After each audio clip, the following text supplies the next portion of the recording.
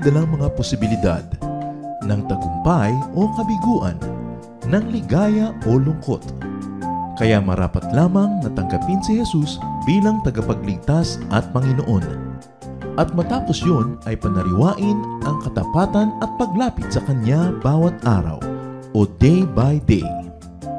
Ang day by day ay naglalayong umalalay sa pang-araw-araw na pamumuhay. Narito po si Kuya Ed Lapis sa mensaheng pinamagatang Losing People.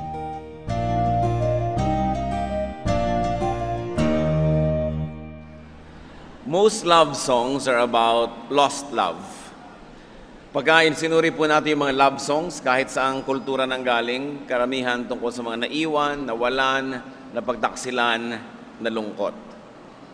Most of the sorrows of man is about losing people. At yan po ang nais ating pag-usapan sapagkat gustuhin man natin o ayawin yan, nangyayari. We lose people. May nawawala, may mga taong gusto natin sana nandyan pero wala. Our Heavenly Father, thank you that we have you no matter what.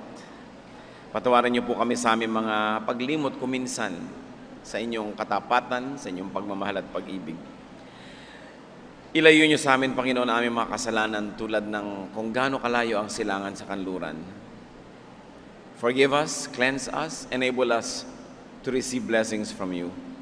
None of us deserve to ask you for blessing. But because you are good and you promise to bless us, we dare to come into your most holy presence and ask you, Lord, bless us. Nawa po ang inyong mga salita ay maging kalakasan namin, pagkain ng aming espiritu, kagamutan sa aming mga karamdaman. Patahimikin niyo po ang aming puso, palakasin niyo po ang aming loob, patibayan kami, palalimin ang aming pananalig, at makita namin ang inyong presensya, ang inyong pagpapala, ang inyong pag-ibig sa lahat ng bahagi ng aming buhay, lalong-lalo sa mga panahon na parang kami na pag-iisa o kaya ay nalalayo sa mga mahal namin sa buhay. Mangusap po kayong may kapangyarihan, kayo po ang maging tagapangaral. Hinihiling namin ang lahat ng ito sa pangalan ng iyong anak, ang aming Panginoon at tagapagligtas na si Jesus. Kung ang pag-uusapan lang po ay yung mawalan ng mahal sa buhay, wala na yatang dadaig pa kay Job. Job's super case can always teach us. Hindi natin pinagsasawaan na balik-balikan, gunitain, sariwain ang dinanas ni Job sapagkat talaga namang napanggagalingan ng maraming lakas para sa ating sariling buhay. What was Job standing before God and men? Ano po ang kanyang kalagayan sa harap ng Diyos, sa harap ng tao, nung dumating sa kanya ang mga hirap sa buhay? Job 1:1-3. In the land of Uz, there lived a man whose name was Job. This man was blameless and upright. He feared God and shunned evil. He had 7 sons and 3 daughters, and he owned 7,000 sheep, 3,000 camels, 500 yoke of oxen, and 500 donkeys, and had a large number of servants. He was the greatest man among all the people of the East. So nakita po natin ang main character natin na si Job na malamang naman ay dati na nating nakadaupang palad. Nakilala na natin siya. Napakayamang tao, dakila sa silangan. At may 10 anak, 7 lalaki, 3 babae. Pagkarami-raming mga utosan at higit lalong napakaraming mga hayop na kalakal at kayamanan noong unang panahon. So that was his situation. Job was a godly man. He was blessed with wealth. He had 10 children, a wife, and close friends. What about Job's trial and great loss, which centered on people? Nawala ang mga taong ito na parang bula sa kanyang buhay. Job 1:6-12. One day the angels came to present themselves before the Lord, and Satan, who came with them, also. The Lord said to Satan, "Where have you come from?" Satan answered the Lord, "From roaming through the earth and going back and forth in it." Then the Lord said to Satan, "Have you considered my servant Job? There is no one on earth like him. He is blameless and upright, a man who fears God and shuns evil." Does Job fear God for nothing? Satan replied, Have you not put a hedge around him and his household and everything he has? So isang araw, si Satanas ay humarap sa Diyos at sinabi naman ng Diyos sa kanya, anong pinagagagawa mo lately? Eto, akyat manaog, lupa, langit, biyahe dito, biyahe doon. At sabi naman ng Diyos, believe ka kay Job, di ba? Kilala mo, ang husay na tao, ang galing, maka-Diyos talaga. At sabi naman ni Satanas, siyempre, maka-Diyos, pinagpapalan nyo Binibigyan nyo ng maraming anak, asawa, kayamanan, mga katulong. Ano pang dahilan niya para hindi maging maka-Diyos? Binabakuran nyo kasi ang kanyang buhay. Continue. You have blessed the work of his hands, so that his flocks and herds are spread throughout the land. But stretch out your hand and strike everything he has, and he will surely curse you to your face. The Lord said to Satan, very well then, everything he has is in your hands, but on the man himself, do not lay a finger. Pinagpapala nyo, siyempre, maka-Diyos, subukan nyo na bawiin ang lahat ng pagpapala, binibigay nyong mga kayamanan, mga tao sa kanyang paligid, siguradong harap-harapan kayo niyan na itatatwa. Sabi naman ng Panginoon, sige, binibigyan kita ng otoridad na idaan siya sa pagsubok. Pero, huwag mo siyang gagalawin. Pwede mong galawin ang ari-arian, mga tao sa paligid, siya mismo, yung kanyang katawan, siya, hindi mo gagalawin. Nilagyan ng Diyos ng hangganan ang pwedeng gawin ni Satanas. Job 1:13-17. Kumilos si Satanas. One day when Job's sons and daughters were feasting and drinking wine at the older brother's house, a messenger came to Job and said, the oxen were plowing and the donkeys were grazing nearby, and the Sabaeans attacked and carried them off. They put the servants to the sword, and I am the only one who has escaped to tell you. Bad news. Isang araw na tahimik, payapa, dumating ang delubyo. May isang humahango sa katulong na nagsabi, sinalakay po kami ng mga Sabaeans, lahat po ng inyong mga hayop ay kinuha at lahat ng mga utusan ay pinatay. Ako lang po ang nabuhay para makapagbalita. Napakaraming kayamanang nawala sa isang araw at maraming tao, mga tauhan. Job 1:13-17. Hindi pa tapos ikwento ang masaklap na balitang ito, may dumating pang pangalawa. While he was still speaking, another messenger came and said, the fire of God fell from the sky and burned up the sheep and the servants, and I am the only one who had escaped to tell you. While he was still speaking, another messenger came and said, the Chaldeans formed 3 raiding parties and swept down on your camels and carried them off. They put the servants to the sword, and I am the only one who has escaped to tell you. All in one day, Job lost his servants, not to mention his flocks. Maraming tao ang nawala sa buhay ni Job noon. Yung mga servant, siyempre, mahal mo na rin yan. Parang member na rin yan ng family mo. At bukod doon, ang kayamanan ng mga dakilang tao noon ay nasa bilang ng kanilang mga utusan, mga alipin, mga empleyado, lahat-lahat na. Ang daming nawalang tao sa isang araw. Job 1:18-19. While he was still speaking, yet another messenger came and said, your sons and daughters were feasting and drinking wine at the older brother's house, when suddenly a mighty wind swept in from the desert and struck the 4 corners of the house. It collapsed on them, and they are dead. And I am the only one who has escaped to tell you. Sawari, hindi pa sapat na nawala lahat ng kayamanan, nawala lahat ng tauhan. Ito ang ika-4 na mensahero. May mas masaklap na balita.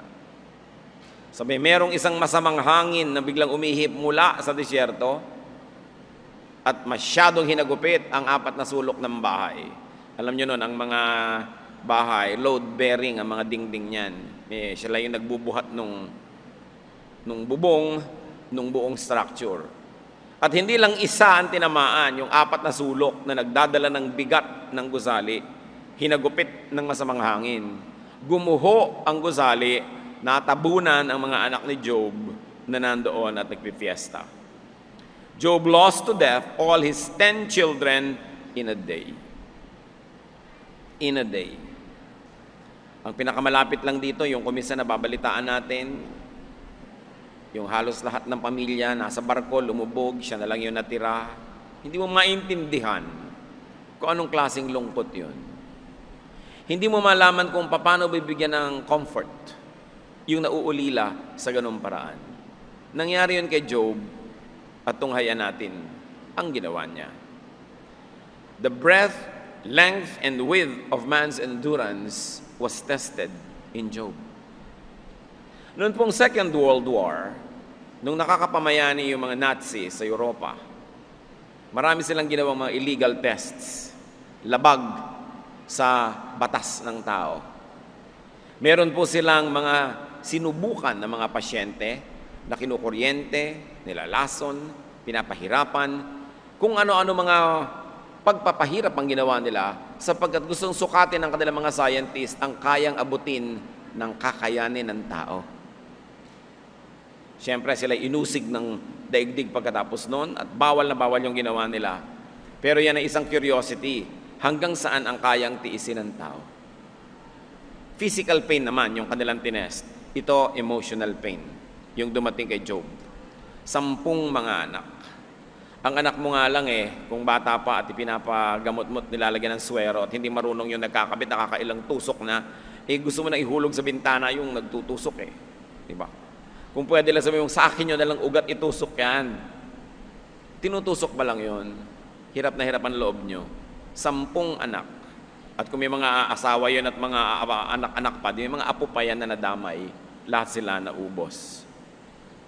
Sobrang lungkot ang nangyari. Alam nyo ginawa ni Job, inahit niya ang kanyang buhok, nagkalbo siya na sagisag ng pagluluksa. Sinira niya ang kanyang damit, nagpatira pa sa harap ng Diyos at sumamba. May mga sumasamba na ang ganda ng damit. Sunday kumisan, you wear your Sunday best. Ang saya-saya, sasamba. Gumraduate, may Thanksgiving fellowship. Merong Thanksgiving event, masaya. Pero ang pinakita sa atin ni Job, hindi lang sa kasayahan sumasamba ang tao. Maging sa pinakamahirap na bahagi ng kanyang buhay, pagsamba pa rin ang kanyang inuna. Hindi nyo kailangan maging masaya para sumamba. Sa katunayan, mas malungkot kayo, mas dapat sumamba. Mas kailangan natin ang Diyos. Job 2, 9-10. Hindi naintindihan ng asawa ni Job kung ba't patuloy pa rin sa pagsamba si Job. His wife said to him, "Are you still holding on to your integrity? Curse God and die." Nakita nyo na wala lahat ang mahahalagang tao sa buhay ni Job. Pagkarami-raming katulong at mga anak, itinira ni Satanas si Mrs. Kakampi kasi. Kasama na magpaparusa at magpapahirap kay Job. Sa ganitong panahon, kailangan mo yung asawa. Kailangan mong united kayo. Pero hindi. Si Mrs. Job, sabi, praise and worship ka pa rin. Ano ka ba? Sabi gano'n. Sa lahat ng nangyari sa atin, ang dapat mong gawin, number 1, murahin mo ang Diyos, isumpa mo, talikuran mo. At number 2, mamatay ka na rin. Yun ang sinabi sa kanya ng asawa niya. Verse 10, he replied, "You are talking like a foolish woman. Shall we accept good from God and not trouble?" Sabi niya, gusto mo lang bang tinatanggap sa Diyos yung masarap, yung mahirap, ayaw mo na? Lahat ng ibinibigay ng Diyos tatanggapin natin, ano man yun. At sabi sa Biblia, hindi nagkasala itong si Job sa pagsisi sa Diyos, sa pagtalikod sa Kanya. Although, admittedly, nalungkot siya, nagluksa, pero hindi niya sinisi ang Diyos. So, Job lost his children to death, but Job also lost his wife, though she was alive. Because she lost his wife's sympathy and loyalty and faith in his reaction. Wala na sigurong sasakit pa sa isang tao na yung kabiyak niya sa buhay ay hindi naniniwala sa kanya. At yun pa rin ang naranasan ni Job. May mga matatalig na kaibigan si Job, but he lost them also. He lost his 3 close friends, Eliphaz, Bildad, and Zophar. Kasi nung mabalitaan nila ang hirap na dinanas ni Job, naglakbay sila ng malayo, at nung makita nila ang nangyari kay Job, dahil hindi lang ito nangyari mga kapatid, although hindi kasama sa usapan natin ngayon, nagkasakit pa siya, nabalot ng kung ano-anong mga bukol ang kanyang katawan. Pero ang bili naman ni Lord, huwag mong papatayin.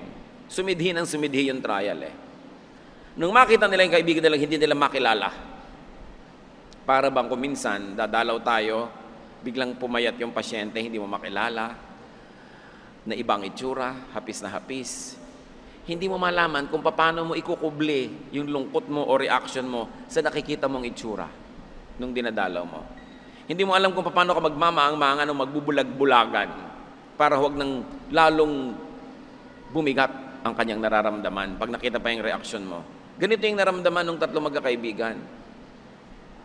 At dahil si Job noon ay naupo sa isang bunton ng mga abo, nakiupo sila doon at 7 araw at 7 gabi silang hindi kumibo, naupo lang doon.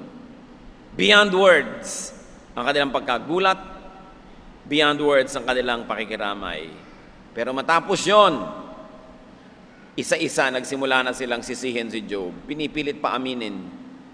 Aminin mo na masama ka, aminin mo na nagkasala ka, kasi hindi pwedeng mangyari sa iyo ang lahat ng yan kung totoong matuwid ka, tulad ng sinasabi mo. Another masakit sa buhay, yung hindi ka paniwalaan ng partner mo. Pangalawa, yung hindi ka paniwalaan ng mga kaibigan mo. Na napahirap na nga ang iyong kalagayan, pinipilit ka pang usigin dahil ang kanilang logic, ang ganyang uri ng mga sakit at hirap, parusa lang yan ng langit. So pinaparusahan ka, therefore may kasalanan ka. Hindi nila alam na hindi naman punishment ang nangyayari kay Job, kundi trial. Kaya mahirap yung nagda-judge. And because Job lost his wealth, he also lost his many admirers. What was Job's reaction? Tulad ng binanggit natin, sabi sa Job 1, 20-22, at this Job got up and tore his robe and shaved his head. Then he fell to the ground in worship and said, naked I came from my mother's womb, and naked I will depart. The Lord gave, and the Lord has taken away. May the name of the Lord be praised. In all this, Job did not sin by charging God with wrongdoing. Hindi nawala ang pananalig ni Job. Meron pa ngang libing nung high school kami. Namatay yung tatay ng classmate namin. Hindi lahat nakatingin sa byuda. Alam niyo naman siyempre, yung byuda yan ang star pag may libing. No? Kaya yung iba talaga medyo OA na. Yung iba naman talagang gano'n na gano'n ang nadarama. Kilala po itong misis na ito sa kaartehan. Di lahat, kahit umaambon, nakapamayong lahat, nakatingin sa kanya kasi ito na yung panahon ng kanyang eksena. Alam niyo bang biglang tumiling, oh God! Di lahat napatingin.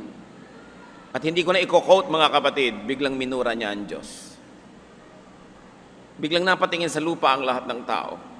Dahil anong ginagawa ng babaeng ito? Namatayan lang ng asawa. Bagamat di natin binabaliwala ang kahalaga ng asawa. Yung Diyos na lumikha sa kanya, sa asawa niya at sa lahat-lahat, minura na. Job lost his loved ones, but there's one thing. Job did not lose God. Therefore, Job did not lose himself. Because God is in us. Habang kumakapit kayo sa Diyos, yung sentro ng pagkatao nyo, yung gitna niya, yung kalooban, hindi mawawala.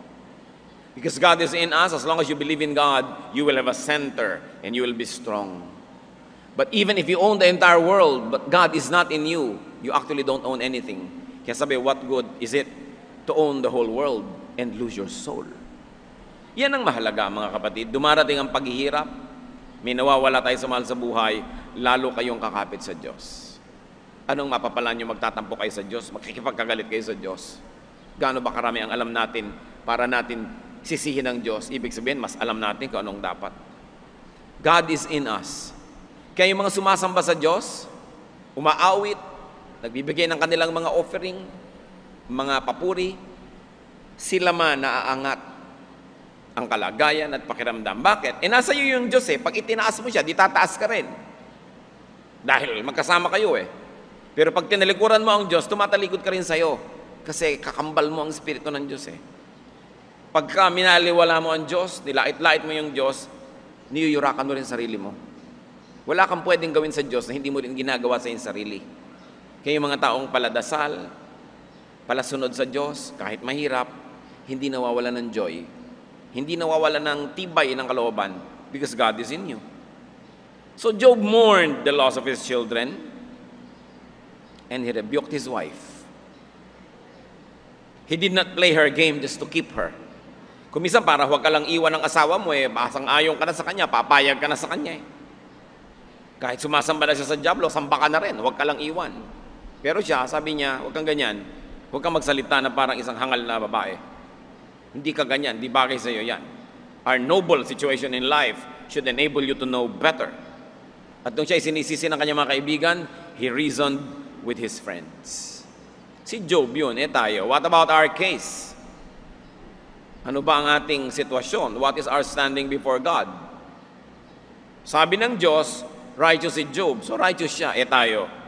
Romans 3:10, as it is written, there is no one righteous, not even one. So, kung si Job na righteous nangyari yon, kandidato rin tayo lalo na makaranas sa mga ganon. Because we are short of God's glory. Anong dapat nating isipin mga kapatid pag nawawalan tayo ng mga mahal sa buhay? When we lose people, we realize that loss can be a trial. Tulad ng nangyari kay Job. Hindi punishment. James 1:2, consider it pure joy, my brothers, whenever you face trials of many kinds, because you know that the testing of your faith develops perseverance.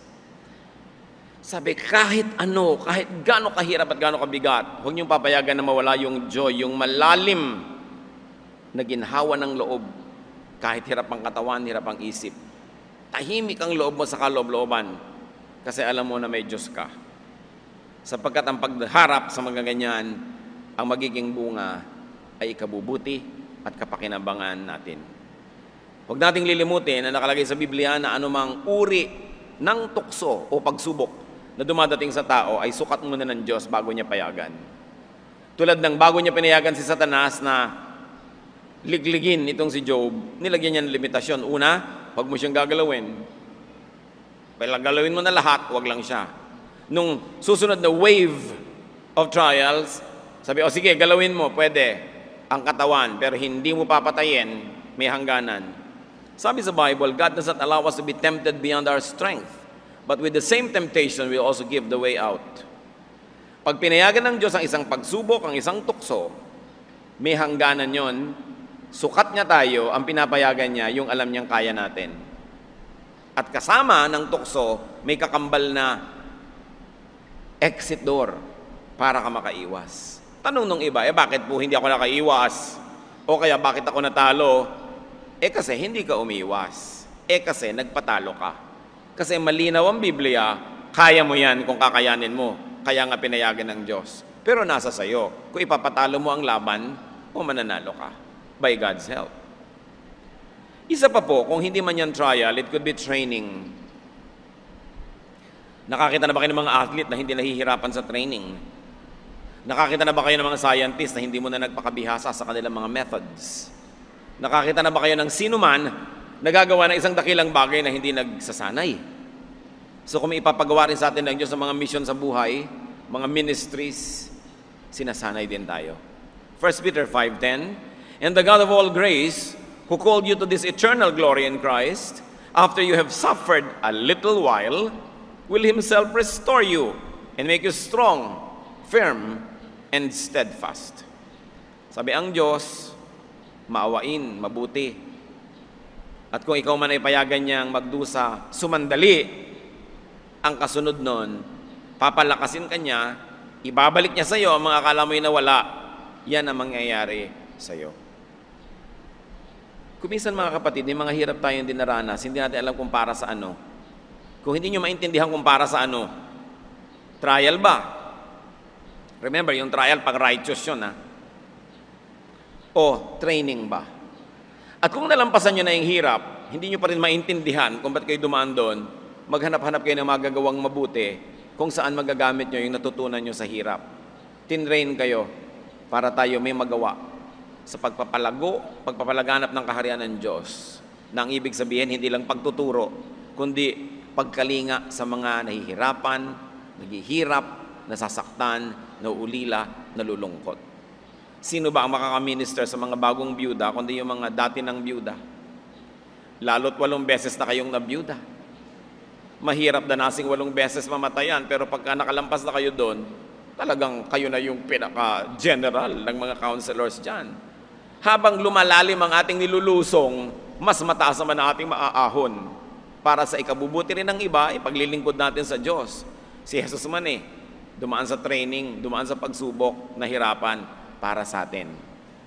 At yun din ang hinahanap sa atin ng Diyos, na bawat hirap na dinaranas natin, maging kapakipakinabang sa kapwa.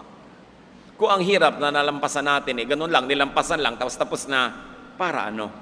Kailangan may makinabang. Kaya po yung mga nakakaranas ng mga lungkot, pangungulila, dahil ang asawa nyo nagtatrabaho sa ibang bansa, meron kayong ministry para sa mga nalulungkot at naulila rin. Dumadanas tayo ng mga hirap, sakit, hapdi, kirot, para mas maging mabait tayo doon sa mga dumaranas ng mga ganung bagay din, matapos na tayo gumraduate. May kahulugan ang lahat. Hindi pwedeng sabihin walang kabuluhan. Tayo ang magbibigay ng halaga sa ating mga nagiging mga karanasan. At kung yan ay iaalay natin sa paanan ng Panginoon para pakinabangan ng kapwa, sabi ni Jesus, ang ginagawa nyo sa kapwa nyo, ginagawa nyo sa akin. Yan ang mataas na relihiyon. Na tayo ay maging kapakipakinabang, nakakatulong, nakakapagpalakas ng loob. Kung dumarating ang mga hirap, nawawalan tayo ng mahal sa buhay, maaari na ito ay fruit of our sins or shortcomings. In other words, palo. Pwede rin Hindi mo naman minamahal yung girlfriend mo, inaali-alila mo, nawala, edi napalo ka. Kasi, kasalanan mo yan. Yung asawa mo, binabanlian mo ng kumukulong tubig, pinaplansya mo, hindi naman siya damit. So, ano nangyayari? Nilayasan ka. Bagay sa'yo. Kasi may kasalanan ka Dapat kang tumanggap ng bunga ng itinanim mo. Galatians 6:7-8, do not be deceived. God cannot be mocked. A man reaps what he sows. The one who sows to please his sinful nature, from that nature will reap destruction. Sabi, hindi na paglalaroan ng Diyos, hindi na bibiro. Huwag kayong magpadalos-dalos. Ang itinatanim nyo, aanihin nyo. Sabi sa Biblia. Ngayon, kung hindi po trial, hindi training, hindi pa rin punishment, ano kaya yon? Meron pang isang panukala si Solomon na pwedeng paglagyan ng mga hindi natin malamang kung saan ilalagay, saan ika-classify na hirap sa buhay at pagkawala ng mga mahal natin, time and chance. Sabi ni Solomon, sa dinunong-dunong kong ito, meron din akong hindi maipaliwanag. At sa hindi ko maipaliwanag, eto ang paliwanag ko. Sabi niya sa Ecclesiastes 9:11. I have seen something else under the sun. The race is not to the swift, or the battle to the strong, nor does food come to the wise, or wealth to the brilliant, or favor to the learned. But time and chance happen to them all. Sabi niya, marami na akong sinangguni, marami akong naging guro, marami akong binasa at sinulat, pero meron akong napansin, sabi niya. Hindi ko mo mabilis kang tumakbo, garantisadong ikaw mananalo sa karera. Hindi ko mo malakas ka, ikaw mananalo sa giyera. At hindi ko mo marunong ka, ikaw magkakapera para bumili ng masarap na pagkain. Hindi laging pumupunta ang kayamanan sa mga mahuhusay. Marami ring mahusay na pobre, sabi niya. At hindi lagi na napapaboran yung maalam, hasa, marunong. Sabi niya, alam niyo napansin ko? Kuminsan, sabi niya, swerte-swerte lang. Time and chance happens to all. At gusto kong idiin, mga Kristiyanong allergic sa swerte at malas, huwag niyo akong girahin, Hukayin niyo sa libingan si Solomon dahil siya may sabi. Sabi niya, chance, time and chance happen to them all. nung itinatranslate po namin ng Biblia sa Bible Society, ano ba? Paano ba tatagalogin yung time and chance? Wala nang iba. Swerte-swerte lang yan. Yun talaga. So merong nangyayari dahil may rason, pero merong hindi. Wala talagang rason, hindi mo na alam. Nagkataon lang. Yung ba namang ang bilis-bilis na kotse, tumawid doon sa isang kalye, ikaw pa yung nasa gitna, edi minalas ka. Hindi ka napagprenohan, ikaw ang naging hump. Paano yun? Pwede kang tumawid doon kanina, 5 minutes ago, or mamaya, 5 minutes later, hindi dapat mangyari. Pero yung ba namang siya ang bilis-bilis, ikaw ang bagal-bagal, magkatagpo kayo sa isang maliit na lugar, malas mo. Sabi ni Solomon. Hindi mo lagi sasabing, makasalanan siguro yan, kaya nasagasaan. Ganun kasi maraming Christian eh. Nakakarinig pa ako ng mga ganito, nagbi-visitation, naghihingalo na nga yung tao doon, hirap na hirap. Sister, aminin mo na makasalanan mo sa Diyos. Kung makakabangon lang yung pasyente, hahataw sa kanya yung kamay. Hirap na hirap ka na, inuusig-usig ka pa. Si Job nga wala na makasalanan, inusig-usig. Hindi laging ganon. Kung mawalan ka na nga at naubusan ka na ng dahilan, pumunta ka kay Solomon, sabi niya, minalas. Nagkataon. Hindi ko mo may ganon, ibig sabihin God is not in control. Ang ibig sabihin lang natin, we don't understand from a human perspective what was operative in God's control. Hindi lang natin kayang maintindihan. Pero hindi ibig sabihin na yun ay labas na sa kakayanan ng Diyos. Labas lang sa ating pangunawa. Beyond our faculties. So you say, time and chance. Ano pa po ang case natin tulad ni Job? We lose loved ones.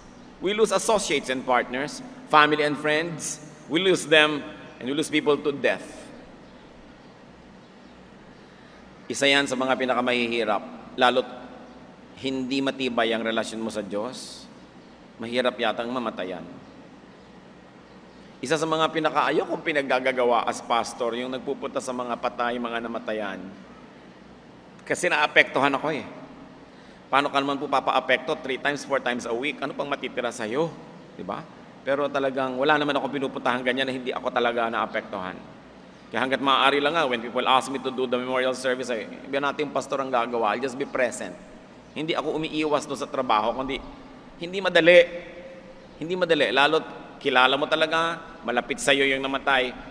Tapos magsasalita ka pa doon, kung ano-ano pang gagawin mo. Hindi yun madali.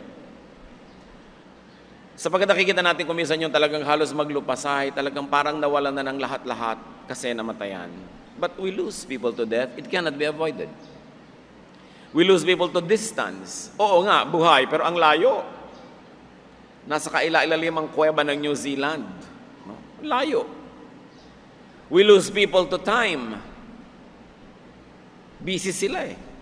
Hindi magtugma yung oras nyo. Lalo't nagtatrabaho siya sa call center. Tapos boyfriend mo. Hindi na kayo magkikita, liban na lang ikaw itong magpuyat. No? We lose people to ideologies and beliefs. Nung araw, ayaw magpaaral na marami magulang sa UP dahil baka mamundok ang anak. Nakakuha lang ng 3 units ng political science ay naging Marxist na ang uhuging bata. Kala alam na niya lahat. No? So iiwan ang lahat-lahat, itatakwil ang magulang. Sa mga magulang, huwag mag-aaral sa UP. Because I might lose you to ideology or to beliefs. And we lose people to activities. Marami silang kinakahumalingang gawin, walang oras sa'yo. Many times we lose people to our own shortcomings. Kasi hindi natin minahal, kung kailan tayo kailangan, hindi natin nanaruga, nawala. Iba't ibang dahilan, but we lose people. And what's our reaction and attitude and character? We can learn from Job. Like Job, we can mourn. Pwede naman, legitimate naman, na magluksa. It is valid and all right to feel bad. Kuminsan, kuminsan ako'y nanliliit. Pag nakakakita ko ng mga born-again Christian, pumupunta sa mga namatayan, huwag kang umiyak, sister, na kay Lord na ang husband mo. Gusto mo sabihin, sige nga, yung husband mo nga ibigay mo kay Lord ngayon? Pa-Lord ka dyan, hipokrita, di ba? Kahit na pang sinasabi mong, ba't ang lahat sinasabi, ay pagka namatay na ako, pupunta tayo sa langit. Wala namang gustong mamatay. Huwag nga tayo magkunwari. Naniniwala tayo sa Diyos, naniniwala tayong pupunta tayo sa pag namatay tayo, pero ang totoo lang, ayaw pa natin pupunta. Dahil gusto mo pa dito. Bihira ang taong gustong-gusto na yun. Wala pa ako nakita ni isa. Liban na lang, hirap na hirap, may sakit. Ano na nga ba naghihintay sa'yo dito kung gano'n? Di mabuti pa nga, pumunta ka na kay Lord. Yung iba minamaliit nila yung pagkalungkutan ng kapwa. Uy, born again ka na sister, huwag kang iiyak para maganda kang patotoo. Ano ako dito, display? Para lang maging magandang example, pipigilin ko yung luha ko.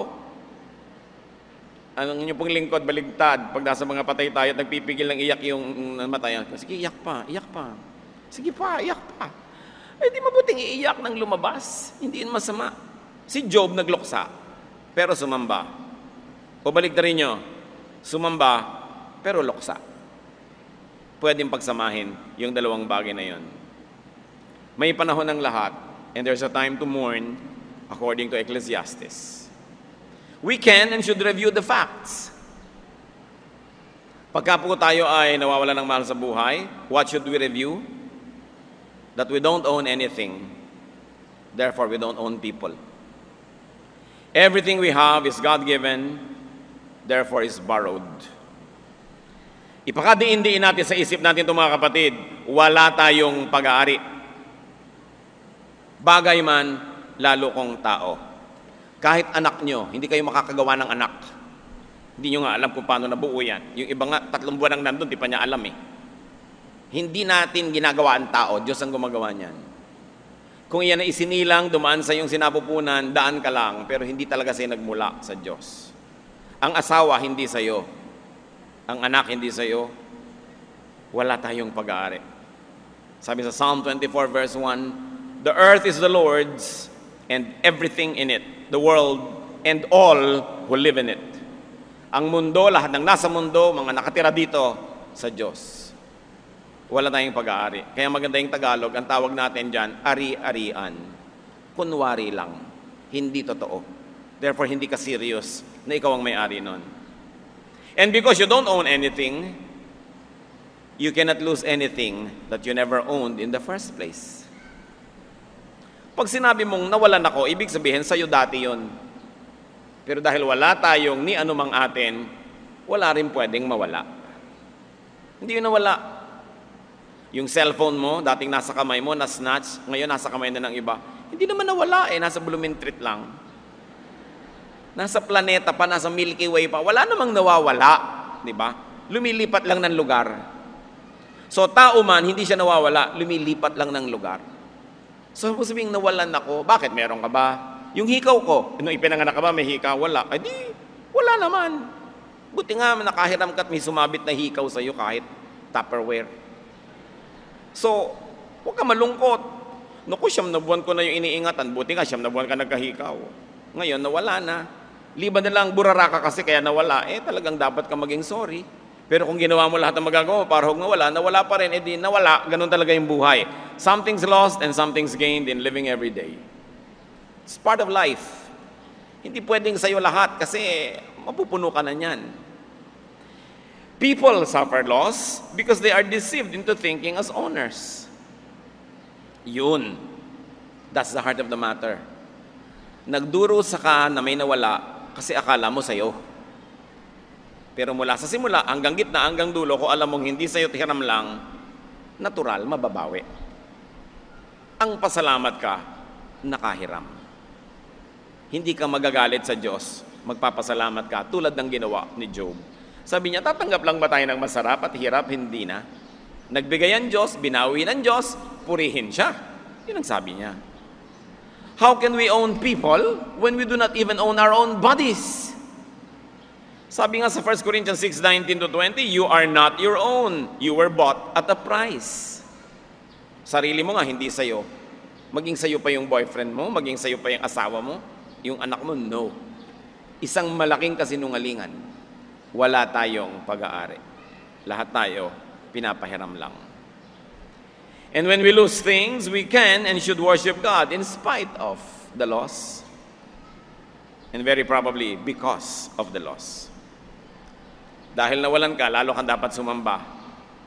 Or kahit nawalan ka, sumamba ka pa rin. Because in both cases, all the more that we need God. Si David, nung nag-aagaw buhay, naghihingalo yung kanyang munting anak. Hindi kumain, hindi naligo, hindi nag-ahit, hindi bumangon sa pagkakadapa, sa pagdarasal sa Diyos, Napahabain ang buhay ng kanyang anak. Takot na takot yung mga katulong niya nung namatay yung bata, hindi nila masabi. Sabi nila, nung buhay, ganyan ang itsura niyan. Ngayon patay pa, ano pang gagawin niyan? Hindi nila masabi. Nung nakahalata si David, sabi niya, patay na ba ang bata? Opo, patay na. Naligo ang David, bumangon, nagbihis ng maganda, nag-ahit, nagpabango, nag-lotion, kumain, sumamba. 1 Samuel 12:20. Then David got up from the ground. After he had washed, put on lotions, and changed his clothes, he went into the house of the Lord and worshipped. Mga kapatid, kung hindi kayo makapaligo, hindi kayo makapagpaganda, hindi kayo makapagkulay ng buhok dahil nag-aalaga kayo ng mahal nyo sa buhay na may sakit, at kung kuhanin ng Panginoon, pues maligo na kayo, kumain kayo, magpabango na kayo, nagawa nyo na ang pwede nyong gawin. Ang mahirap, yung wala ka namang ginawa kahit ano, tas namatay, yun talaga, mahirap dalhin yun. Pero ipinanalangin mo na, pinaglingkuran mo, ginawan mo na ng mabuti, kinuha pa rin ng Panginoon, tama na dapat ang hirap mo. Tanggapin mo sa iyong kalooban, harapin mo ito, nang mabango ka, maayos, malinis. Kasi wala ka nang inaalagaan namatay na. So pwede ka na ngayong mag-asikaso na iyong sarili. Sabi ni David, nung buhay pa, ginawa ko lahat. Ipinanalangin ko, ipinag-ayuno ko. Pero kinuha na ng Panginoon, wala na akong magagawa. Tuloy dapat ang buhay. Kasi kung gusto ng Diyos, pati ikaw mawala, sabay kayong kinuha. Hindi ka kinuha, di ibig sabihin ng gusto pa ng Diyos, mabuhay ka. So mabuhay ka dyan, yun ang gawin mo. Dahil pag tatawagin ka na, tatawagin ka na. Pag hindi ka pa tinatawag, huwag ka mag-volunteer. Hayaan mo ang Diyos at tumawag. Kaya iba, naku, sasama na ako. Hindi ka na nga kinuha, sasama ka pa. Wala ka ng ticket, puno na ang bus. Next biyahe ka na, ay wag naman, ayaw naman sa next biyahe. Kailangan mga kapatid, totoo yun, hindi ko minamalit ang hirap natin pag nawawalan tayo ng mahal sa buhay. Pero basta nandyan pa ang Panginoon, tuloy ang buhay. Hindi pwedeng putulin. Ang mahirap, pag yung kapwa-tao mo ang ginawa mong Diyos, siya na lang lahat-lahat. Pag nawala talaga yon, hindi mo na malaman ang gagawin mo. Tulad ng sinabi ng asawa ni Job. Siguro, ang genius niya, pera, mga anak, lahat-lahat. Yung kalagayan nila sa lipunan. Kaya para sa kanya, ngayong wala na yon, wala rin kahulugan si Job. Pambihira naman, kung kayo si Mister, naghirap kayo, nagkasakit kayo, wala na kayong kwenta kay Mrs. Job 2:9-10, his wife said to him, "Are you still holding on to your integrity? Curse God and die." He replied, "You are talking like a foolish woman. Shall we accept good from God and not trouble?" The lesson is, accept whatever God gives you, or accept whatever God takes away from you. Do not sin. Do not blame God. Do not turn away from God. Job passed the test. Hindi lang passed, very high grade, excellent. At dahil doon, natapos ang trial, bumalik ang pagpapala. Job 42:12, the Lord blessed the latter part of Job's life more than the first. He had 14,000 sheep na doble, 6,000 camels, 1,000 yoke of oxen, and 1,000 donkeys na doble ang kanyang assets. Paano yung mga anak? Magkakaanak ka pa ba? May edad ka pa? Job 42:16-17, after this Job lived 140 years. He saw his children and their children to the 4th generation. And so he died old and full of years. Hindi siya 140 years old. Matapos lahat ng nangyari, nabuhay pa siya ng additional 140 years. Gusto nyo, ipag-pray natin. Para kayo mga mga 200 years old. Gusto nyo ba yun? Kung ayaw nyo naman, makontento na tayo sa medyo mas kulang kaysa ron. Pero ito ang importante, walang imposible sa Diyos. Wala. Walang pagpapala na huli na. Wala. Nawalan kayo ng negosyo, 3 beses na, may edad na kayo, pwede pa uli kayong mamuhunan kahit konti. Pwede pa kayong umani sa itatanim nyo kahit medyo matanda na kayo. Si Job, ang patotoo sa atin ng Diyos. Hindi yung pagkalampas na kayo na 70, inaantay nyo ng kawiting kayo ng karit ng kamatayan. No. Dapat may buhay pa kayo. Magsimula pa kayo ng mga bagong project. Bagong mga bagay, di ba? Mag-aral pa kayong ballet. Mami, mag-ballet pa kayo, hindi pa huli ang lahat. Di ba? Pwede pa. Walang huli. Basta blessing. At kung handa ka na tumanggap nito, walang late. Huwag nyo sabihin, may tanda na ako, hindi na ako pwede. Yung luma na. Yung mga hindi nakapag-aral sa inyo noon dahil nag-asawa na kayo, nag-alaga, nag-ganyan, tapos ngayon pwede na, mag-enroll kayo. Walang huli. Kayo lang ang naglalagay ng bakod sa sarili nyo, kaya kayo nakukulong. Pero kung tatanggalin nyo mga bakod na yan, sasampahin nyo yan sa tulong ng Diyos, malayo pang mararating ang tao. Kaya si Mary, kadalagang tao, sabi ng angel, magbubuntis ka. Sabi niya, paano nangyari yun? Luke 1:37, sabi ng anghel, nothing is impossible with God. Ang Biblia nakabukas, mga kapatid, hitik na mga halimbawa ng mga kaimposiblihan na naging posible sa mga nananalig, sa mga matapat sa Diyos. Yan ang huwag na huwag niyong isusuko kahit kailan, yung pag-asa. Huwag na huwag. Yung mga namatayan kayo, nahirapan kayo, sabi niya, ay naku, mahirap na, hindi na ako makaka-recover. Kaya nga yung mga nabiyuda, matapos medyo magluksa, sabihin ko, ate, may bago ka na bang boyfriend? Huwag naman po. Kalwari ka pa. Gusto mo naman eh. Di ba? Ayoko na po. Ano naman yan? Yung mga anak, madadamot. Ayaw pag-asawahin yung mga byudo o byuda nilang magulang. Hindi naman sinasamahan lagi. Di ba? Hindi naman kinakamot ang likod pag may eczema, ang paa. Mabuti na yung may ka-partner. Di ba? Walang huli. Kaya ang buhay, regalo ng Diyos. Bawat araw, dapat lasapin. Habang hindi ka pa kinukuha, huwag mong isipin yung kabila, dito ka muna. Gumawa ka ng mabuti, magpaka-Diyos ka, maglingkod ka, pero huwag mong papayagan ang sarili mo rin mapabayaan. And when facing and suffering a loss, do a Job. Trust God. You trust God. Proverbs 3:5, trust the Lord with all your heart and lean not on your own understanding. And trust yourself to God.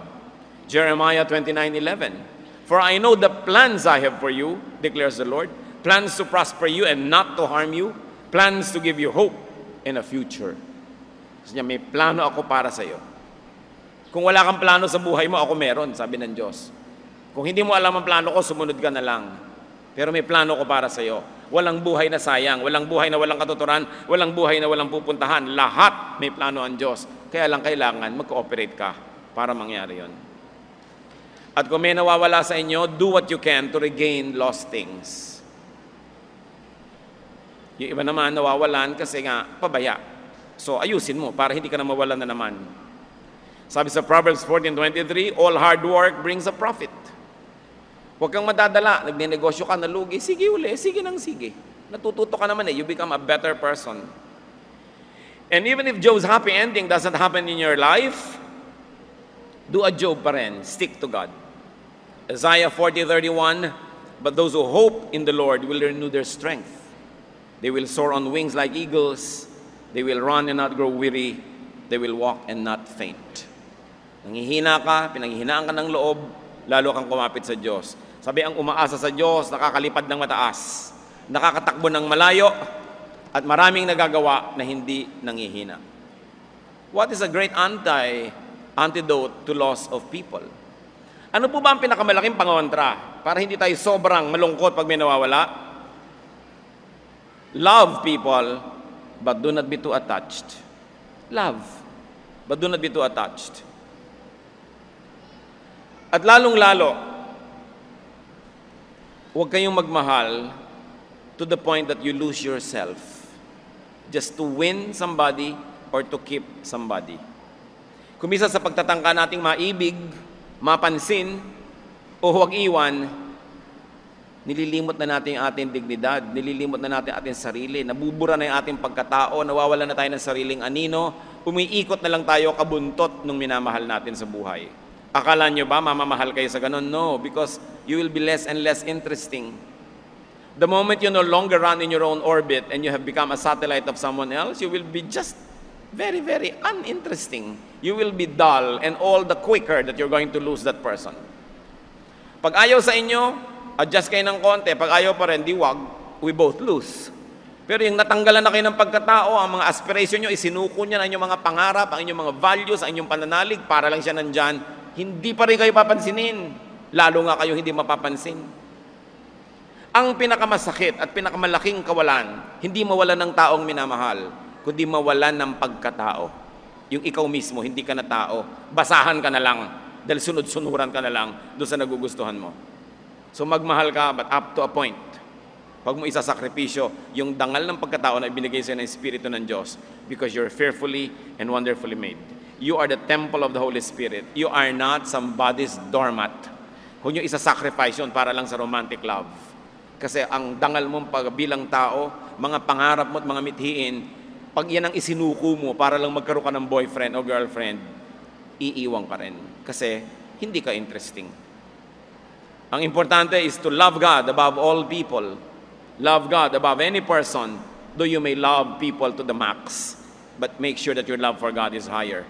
Mark 12:30, love the Lord your God with all your heart and with all your soul and with all your mind and with all your strength. Bakit? Pag Diyos ang number one sa buhay mo, kahit kailan may kasama ka, kasi hindi naman nangiiwan ng Diyos. Pag ginawa mo ang Diyos na number 2, number 3, tao yung number 1 o number 2, kawawa ka. Kasi pag iniwan ka noon, eto ka, papasagasa ka sa tren, lumululun ka ng lason, kasi nawala yung tao, ginawa mo number 1 eh. Ang number 1 sa puso natin, Diyos dapat. Mahirap gawin ko minsan, lalo na in love ka't nahihibang, pero dapat mong isipin. It's God that gives us a center. It's God that gives us meaning, and it's God that will never leave us. It's God who created us, and when we die, it's God who is going to welcome us to eternity. Never, never subsume your love for God to your love for people. Kahit sino pa yon. Pag inuna mo ang Diyos, lahat aayos. Because God does not leave us or forsake us. Hebrews 13:5, God has said, never will I leave you, never will I forsake you. Kung minsan, may nawala kang boyfriend, may nawala kang minamahal, parang pinagtakluban ka na ng langit at lupa, hindi ka naman minamahal, hindi ka naman pinapansin, hindi ka naman inaalagaan. Pag nawala yung, pasalamat ka. Kasi kung may hawak ka, paano ka bibigyan ng Diyos ng bagong hahawakan? Nakahapit ka, kailangan yung kamay mo mawala ng laman. Akala mo nawalan ka ng laman forever? No, nawawala lang yung laman para maging bakante, para lagyan niya ng Diyos ng bago, ng mas mahusay. Pero dapat manalig ka sa Diyos at makinig ka sa maka-Diyos na katwiran. At yung ex mo dati na sinasamba-samba mo, 3 linggo lang yan, mandidiri ka na sa sarili mo. Bakit ko ba sinamba yun? Magtataka ka na sa sarili mo kung ba't ka nagpakahibang. At dapat, nawalan ka man ng mahal sa buhay, ayusin mo ang sarili mo para pag nagkikita kayo, panghinayangan ka man lang. Makakanta ka man lang ng If You Could See Me Now. No? Kung alam mo yung lumang kanta. No? At pagka nakakita ka na at binigyan ka na ng Panginoon, sabihin mo man ng labi mo o hindi, pwede mong sabihin doon sa hindi naman nag-alaga sa'yo, hindi ka naman nilagaan, pwede mong sabihin, thank you very much for being a pest. Kasi kung hindi ka peste, di kumapit na ako sa buong buhay, salamat na lang, at hindi tayo nag-work, hindi natuloy, naging libre tuloy ako. Eto ang aking kasama ngayon, gift from God. Kung hindi kayo minahal, hindi kayo inalagaan, tapos nawala, magpasalamat kayo, magpiesta kayo dyan, huwag kayong lulungkot-lungkot. Because you don't deserve to be treated less by somebody that you love so much. Pag hindi kayo sinusuklian ng pag-ibig, mag-isip-isip kayo. Tingnan ninyo kung natutuwa pa ang Diyos kung minsan pagpapakaaba na inaabot ng mga ibang tao dahil lang nagmamahal sila. Don't cry, don't be bitter, but be better. And very importantly, never count people or anyone as your own. Wala tayong pag-aari, kahit asawa, kahit anak. People are God's gifts to us. Sila'y bigay, sila'y pahiram. We don't own people, so we don't lose them. Ganun lang yung logic. But if you think you own them, then you lose them. But we don't own people. Job 1:21, the Lord gave, and the Lord has taken away. Another important thing, to protect yourself from the pain of so-called loss, enjoy people while they are with you. Then let go when it's time. Habang ipinapahiram sa iyo ng Diyos, enjoy it. At kung binabawi na, ibigay ng maluwag sa dibdib. Kaya sabi ng Ecclesiastes 9:9, enjoy life with your wife, whom you love. Ecclesiastes 9:9, enjoy while it lasts. Hindi lang wife yan. Enjoy your parents, enjoy your brother, enjoy your sister, enjoy your friend. Para pag nawala na, wala kang pinagsisisi. It's very important. Ano ba? Sino ba ang nawala sa buhay niyo mga kapatid? Hindi ko gustong maliitin ang inyong loss, pero malaki ang Diyos. At kung minamalaki natin ang Diyos, liliit yung loss na yun. Yung malaking sugat, liliit, maghihilom. Pag pinayagan natin ng Diyos na kumilos. Sino bang kinakatakutan yung mawala sa buhay? Huwag niyong sakalin, huwag niyong itali, dahil lalo lang yan magpupumiglas. Kung sa inyo, sa inyo. Kung nandyan lang dahil nakatali, hindi yan sa inyo. Subukan niyong malagot yung tali, aalis din. Kaya pawalan. Ang pagmamahal, isinusukong kusa. Hindi pwedeng hulihin, itali o ibilanggo. Losing people, you don't do that. Kaya dapat inuuna natin ng Diyos, mga mahal natin sa buhay, tinuturuan natin maging maka-Diyos, tanggapin ang kaligtasang inaalok ng Panginoon, para pagka sila'y sumakabilang buhay, ibinigay lang natin sa Diyos, hindi nawala. At alam natin tayo magkikita-kita pang muli. Takot ito ng marami. Sabi ni Lord, fear not. Sabi niya, I do not give as the Lord gives, as the world gives. Do not be afraid. So huwag tayong matakot na mawala ng mga tao sa paligid. Diyos ang naglagay, Diyos ang nagme-maintain. Meron tayong participation, do what we can, and when it's time to go, let go. Ang katapusan ng buhay sa mundo, hindi katapusan ng lahat. Isang pinto lang ito na pinapasukan natin patungo sa kabila. Ama namin sa langit, salamat sapagkat kayo Diyos ng buhay, Diyos na tumutulong, nagmamahal sa amin. Sa sandaling ito, dinadalangin namin sa iyo ang mga kasama at mga kapatid namin na namimighati dahil nawalan ng mahal sa buhay. Masakit ito, mahirap. Pawiin mo ang mga lungkot, Panginoon, palitan mo ng inyong kapayapaan, ng inyong ligaya. Sa mga nawalan ng kung ano-ano mga bagay, ipakita niyo sa amin na aming pagkakamalit na hindi na namin maulit. At maipamuhay namin ang mga nalalabing panahon na umaasa, sumusunod sa inyong katuwiran. Pawiin mo ang mga takot namin na baka mawala ang mga mahal namin sa buhay. Sa halip, ihanda mo kami sa hindi maiiwasang panahon na yon. Handa kami, ginawa namin ang dapat, nagmahal kami sa panahon na pwede pa. At kung hindi na pwede, maluwag naming ipinagpapasalamat na at least nakahiram kami. Magbulay-bulay tayo mga kapatid tungkol sa issue na ito ng ating attachment to people, our fear of losing them.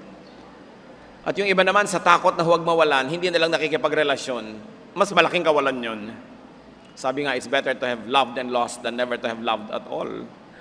Kaya isipin natin yung mga takot natin, ipasa Diyos, at nawa lahat tayo makalasap na magmahal, mamahal, at kung kailangan ng magpaalam, sumandali, maluwag nating matanggap.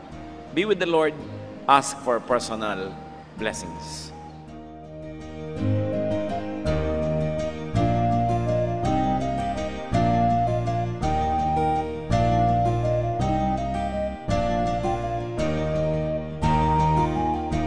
Ang katatapos pong mensahe ni Kuya Ed Lapiz ay pinamagatang Losing People.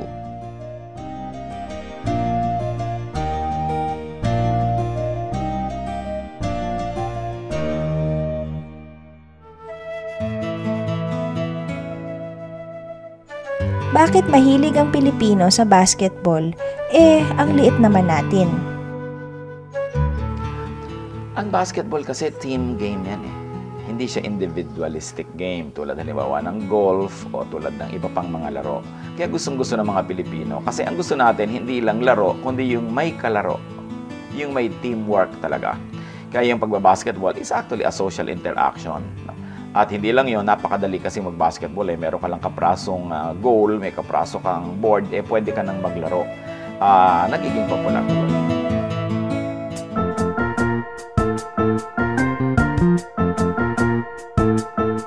Oras na po para pansamantalang magpaalam ang programang Day by Day. Tayo po'y magsama-sama tuwing ika-6 hanggang ika-7 ng umaga, araw-araw. Magandang umaga po at mabuhay ang Panginoong Hesus!